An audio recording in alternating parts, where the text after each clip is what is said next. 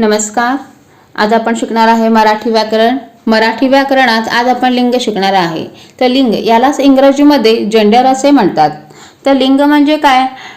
नामाच्या शब्दाच्या रूपावरून एखादा प्राणी किंवा वस्तू काल्पनिक, खऱ्या किंवा काल्पनिक पुरुष अथवा स्त्री जातीची लिंगाची आहे किंवा दोन्हीपैकी एकाही जातीची नसून नपुंसक जातीची आहे.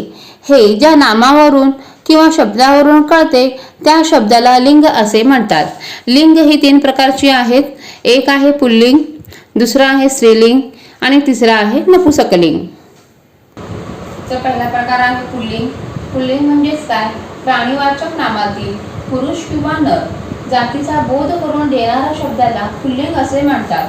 उदाहरणार्थ तो, मुलगा, बैल, कुत्रा, मुंगळा हे सर्व पुल्लिंगी शब्द आहेत. तर दुसरा प्रकार आहे स्त्रीलिंगी. स्त्रीलिंगी म्हणजे काय? तर प्राणीवाचक नामातील स्त्री किंवा मादी जातीचा बोध करून देणाऱ्या शब्दांना स्त्रीलिंगी असे म्हणतात. उदाहरणार्थ ती मुलगी, गाय, मुंगी, कुत्री हे सर्व स्त्रीलिंगी शब्द आहेत.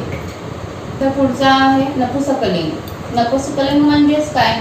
निर्जीव वस्तुवाचक शब्दावरून पुरुष किंवा स्त्री यापैकी कोणत्याही जातीचा बोध होत नाही अशा शब्दांना नपुंसकलिंगी शब्द असे म्हणतात. उदाहरणार्थ ते पुस्तक, शहर, यंत्र, दुकान, चित्र, राष्ट्र हे नपुंसकलिंगी शब्द आहेत.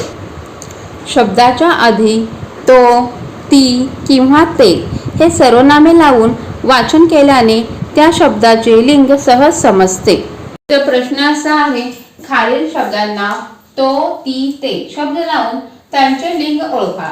तर पहिला शब्द आहे घर. घर, ते, घर.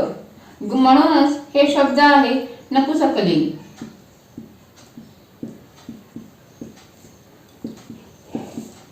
घर हे शब्द नपुंसकलिंगी आहे. तर दुसरा शब्द आहे राणी. ती, राणी. म्हणूनच राणी हे शब्द स्त्रीलिंगी आहे.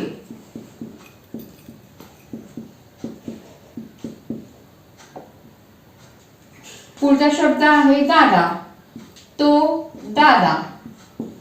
दादा हे शब्द पुल्लिंगी आहे.